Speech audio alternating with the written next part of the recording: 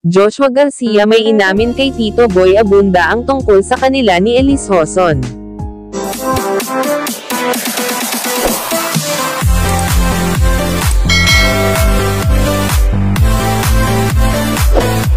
Dahil sa paulit-ulit na ekspekulasyon ng mga netizens, hindi na nakatiis pa ang aktor na si Joshua Garcia ang hindi magsalita at aminin sa publiko ang tunay na namamagitan sa kanila ng aktres na si Elise Hoson.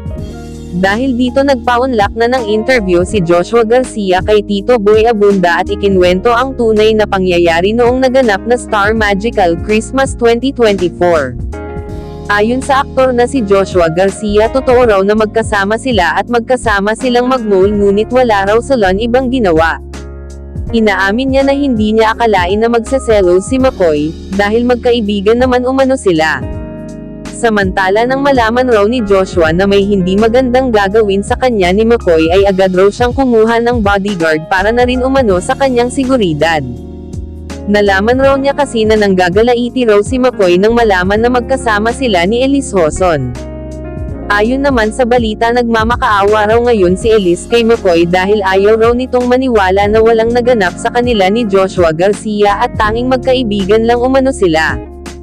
Hindi naman raw alam ni Elise na magseselos itong si McCoy. Samantala may mga fans naman ang nagbigay ng komento at ayon sa kanila takot umano si McCoy na mawala si Elise, dahil alam umano ni McCoy na baka maagawan siya ni Joshua Garcia. Sino ba naman ang hindi magkagusto kay Elise? Maganda na sexy pa kahit may anak na ito, ay hindi pa rin nagbabago ang figure ng aktres. Sa ngayon raw humihingi ng paumanhin si Joshua kay McCoy dahil sa naganap na Star Magical Christmas.